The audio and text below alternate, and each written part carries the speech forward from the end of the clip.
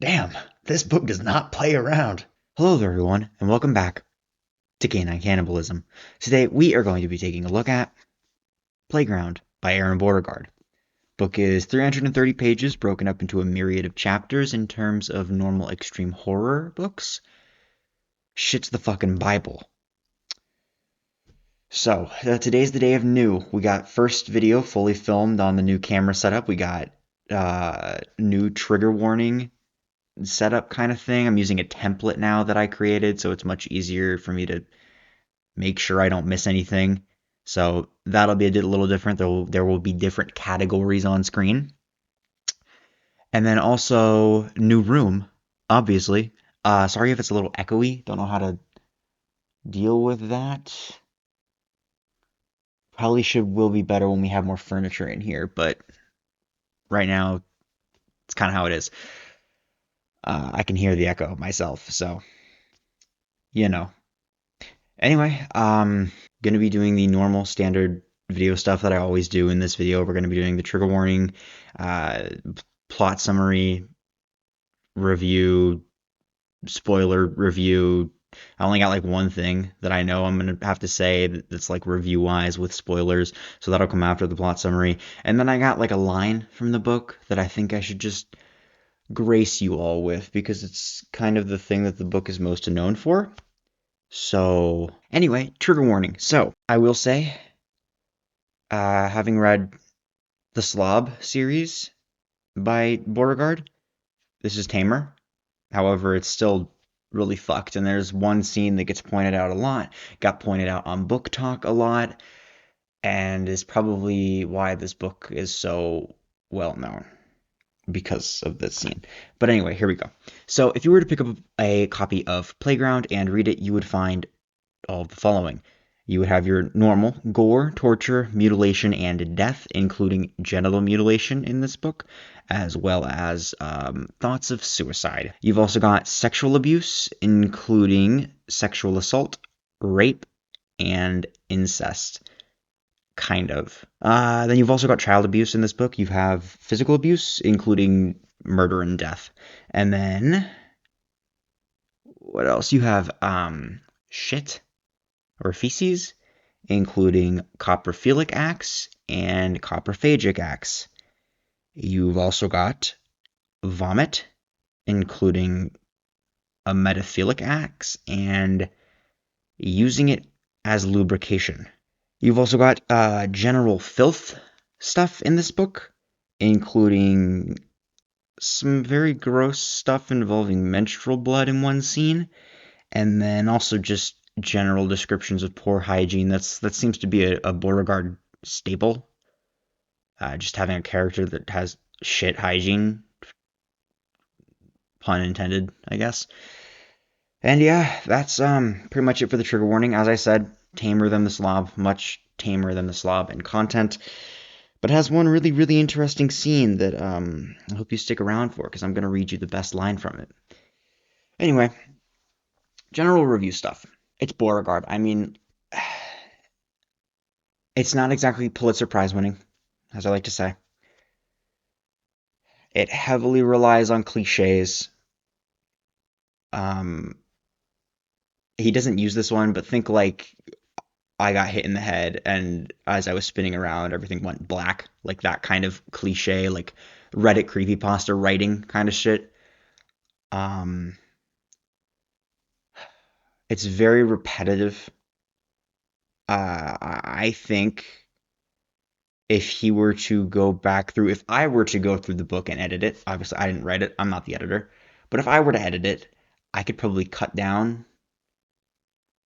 30 pages, maybe, because he'll say something in one scene, one paragraph, and then say the exact same thing in different words in the next paragraph.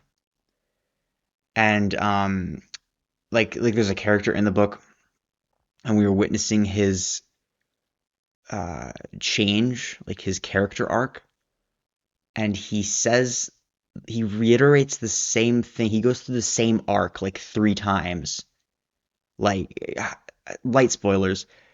He's been abused, and he goes through this arc watching stuff happen in front of him that he's not too keen on. He goes through this arc of like, I've been such a bad person and I should stop the abuse from happening to others. I'm no longer going to be abused. He goes through that in like three different chapters, and it's just the same thing. It starts at like, how could I have let this happen? Goes through all of this shit. I'm done being abused. And then it cuts back to the kids in the playground. And then it cuts back to this guy and he goes through the arc again. It's very repetitive. A lot of the dialogue is very cheesy and over the top, especially that's not how you pronounce that word. Especially in the beginning, the lovey-dovey back and forth between one of the couples in the book, it made me physically cringe. Which out of all of the things in the book to make me physically cringe, that old adage for movies, really, it's more for movies, show don't tell. That kind of applies in books too. And Aron Beauregard is much more of the tell don't show. Like characters will have an interaction, and as a person with decent critical thinking, you'll be able to discern how the conversation is going, how the relationship works because of that conversation, what that means for their relationship. But then Beauregard will go through two paragraphs explaining how the characters feel about each other. Uh, Kind of similar example pops immediately into my head. The main villain of the book, right? She's bad. She's a bad person. She's evil. And one of the characters refers to her. She's like, whatever happened to that ellipses woman, right? And you can tell based on how she's been acting towards the villain throughout the book that she's hesitating because obviously she doesn't want to call her by a woman. Because, cliche. She's not a woman, she's a monster. And then Aron Beauregard tells you she's not a woman, she's a monster. And then I think there's another paragraph talking about how evil the villain is. Um, I don't know. It's just stuff like that. It's again, it's not Pulitzer Prize winning, but it's not terrible. It's really not terrible. I criticize a lot because I mean it's really hard to just say it's good writing. That's not really helpful. That's not. This is all supposed to be constructive, and just saying it's great or it's good writing isn't helpful. It's not constructive. I'm pointing out the things that are slightly negative in the writing, and but they're very minimal. They didn't affect my reading very much. It's just how Beauregard writes. It's not necessarily a negative. It's just something that I noticed. And so, I mean, I would personally say that it affects the writing in a negative way, but I'm not the writer. I'm not the author of this book. If he is happy with it, that's fine. So yeah, it's fine. It's good. It is above mid between this and the slob. You could fucking burn the slob. I mean, this is way better than the slob. My favorite, I've only read three of his books. I will, in the near future, be reading more, hopefully. But thus far, this is my favorite. Also holds a special place in my heart as the first extreme horror book that I read. And it's good. It's good. All those negatives do not stand for what the book is. It's just, again, it's hard to just say it's good because there's not really a lot of like really great positives that I can pick out yet. There is there are some things that I'm going to talk about after plot summary. I'm a little scatterbrained tonight. I apologize. I'm also really fucking tired. It's like 3:40 right now. Plot summary. So, massive spoiler warning, obviously. Three families get invited to a massive estate by the matriarch of the estate named Geraldine Borden. She's invited them and their children to come, and for the children to come and test out her new revolutionary playground equipment, and the parents are getting paid for their time. You have the Grimleys, I think it's the Grimleys, Tom and Molly, and their three kids, Sadie, Sam, and Isaac. You have, don't remember their last name, family two. You got Greg, Lacey, and their four kids, Bobby, Tanya, fucking Kip, CJ is the fourth one. And then you have Little Donnie, and his mom, whose name I do not remember. And then Geraldine's family is made up of herself. She is an evil witch of a woman, her adopted son, whom she horrifically abuses, whose name is Rock. Last name Stanley. She doesn't give him the uh, esteem of having her last name, even though he is her son, adopted. And then Adolfo Fuchs, who is an ex-Nazi German scientist who Geraldine essentially bought out from the government. She was working on the space race stuff, space program, and she bought him out because she's incredibly wealthy. Families arrive to the playground, and they're instructed to go away from their children. Children are going to go play on the playground. Parents are taken to a spy room, where they are then locked into place with metal collars around their necks, at which point Lacey dies because she sits forward at the wrong time and the metal collar shoots through her neck and kills her. The children are then forced by biting dogs off of the upper playground area where they've been playing into a large tubular slide, at which point they are forced to slide down, and they enter like the Saw 6 portion of the book where they walk through, or Saw 3D, I think is actually a better comparison. I think it's 3D. No. One of the Saw movies where the people are supposed to work together, but they end up not working together, and then it ends up with the two of them, like, almost bleeding dry in the last fucking trap. Whatever Saw movie that is. Anyway, these kids all are in this fucking Saw-esque playground area where they have to solve riddles and face demons and get through evil playground equipment. And they go through the playgrounds. Greg, Lacey's husband, has lost his mind. Uh, just putting that out there because he loses it pretty early.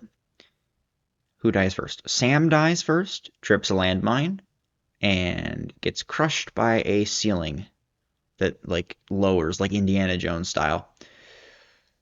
Who dies next? Kip dies next, falls into industrial meat grinders while playing hopscotch. Next, the children come up to a series of slides adorned with circular saws that are rapidly spinning, as circular saws tend to do. And they come in and out of the slide. Like, so if you were sliding down, they would pop up and get you, but they're on a timer, so there's a little period where you can go, and that's the point of the challenge, is to time it right. Bobby Boy is the runt of his father's litter, and his father has gone crazy. As I said, Greg's lost his fucking mind because his wife's dead, and he's kind of a prick anyway, who views his sons as money makers. He's living vicariously through his sons in sports, and he's hoping that they will make him money so that he lives lavishly in his later years. He's lost it. Bobby's always wanted his dad's attention, but his dad thinks he's a fuck up. He's a piece of shit. He's fat. He skateboards, and that's bleh. But his dad's lost it, and his dad thinks Isaac is responsible for Kip's death, which he partially is. During their little hopscotch match, Isaac dodged a projectile just in the nick of time, and it ended up going right into Kip and knocking him into the meat grinders. It was a little bit partially his fault, but I mean, none of it was on purpose. But Greg's lost his fucking mind. Bobby is on the slide behind Sadie after everyone else has gone across. And Greg has gotten it into his head that this is just another challenge that his boys can win. And even though they're all going to die at the end, it doesn't matter. It's a game, and Greg wants to win because Greg's got nothing left to lose. And Bobby desperately, desperately wants his father's love and adoration, and for his father to be proud of him. And so the parents have a little button on their collars that gives them like 10 seconds to talk with the kids.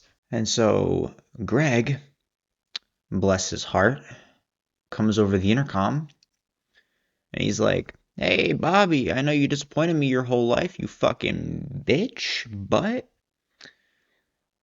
what if there's something to all that skateboarding stuff, you know? What if you didn't have to worry about the timing? You could just glide right across those blades on something. You know what I'm saying, buddy? You can do it. Make your daddy proud. Click. No matter how desensitized you become to kid death in these kind of books, there's nothing that's gonna prepare you for when Bobby fucking grabs that little shit by the ankle, smacks her down on the slide, drives a fucking knife between her shoulder blades and into her back multiple times, wedges it in there good, grabs on and fucking skates down, mishmashing her face into all those fucking circular saw blades, turning her in to fucking yogurt. Yeah, it's a pretty fucked up scene. Pretty fucked up scene. Isaac and Bobby then meet their demise in a pool of chemicals, and CJ gets his head chopped in half by a propeller while playing on a seesaw. Tanya gets her face horribly burned, and Donnie gets his arm horribly burned while playing on that same seesaw. And then they're let out, for Rock has turned a new leaf after witnessing all this shit and realizing that he doesn't want to be the bad guy anymore. He's been abused. He can't take it anymore. So he stops the game. He kills Adolfo by smashing his face into an electrical panel. Put the words panel and face together. Pace, cool.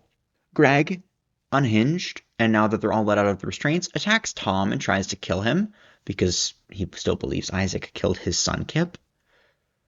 And then Rock rips part of his jaw off and shoves his fingers into his throat and breaks his nose so that he drowns on his own blood and vomit. Because he stimulates his gag reflex with his fingers. He's got him down his throat wiggling. And then Geraldine, after shooting Rock multiple times, runs to a little maze of mirrors that she has set up for herself, at which point Rock follows her in and smashes her face repeatedly into mirrors until it resembles cottage cheese, finds a nice long spike of glass sticking up from one of the broken mirrors, rips her panties off, and sits her down on that bad boy, right in the kisser. And then the book ends with Rock bleeding out on a merry-go-round in the playground that the children were playing on to begin with, while Molly, Tom, Tanya, and Donnie ride off into the sunset. Yeah. So, Rock's death and character arc was actually good. I was pleasantly surprised by the way that his character is portrayed, and then by his death. It evoked some emotion, the way that it was written. Honestly, it was an emotional scene. I'm not gonna sit here and tell you that I fucking sobbed while reading, but it was an emotional scene. And I feel that it was written very well. And it was very sad. I will say that. It was very sad. And I think that Beauregard did a good job on that scene and on Rock's character in general. Now, as we near the end of this video, I am going to talk to you about the scene. The scene that put this book on the map on TikTok. The scene where Geraldine has Rock eat out her ass and her pussy, while vomiting and using his vomit as lubricant. The scene where Aron Beauregard lovely refers to that area of Geraldine's body as her female snake bite, or something of the sort. That scene that has been ingrained in the minds of so many. And that's the scene. Fucking incest vomit rape porn, because Rock's not into it. Incest vomit rape. I would like to read you an excerpt from that scene now, if you would be so kind as to allow me. The slick and sudsy sap leaking out from the floppy hole glistened in the daylight. When Geraldine got juicy, she manufactured a rancid odor all her own.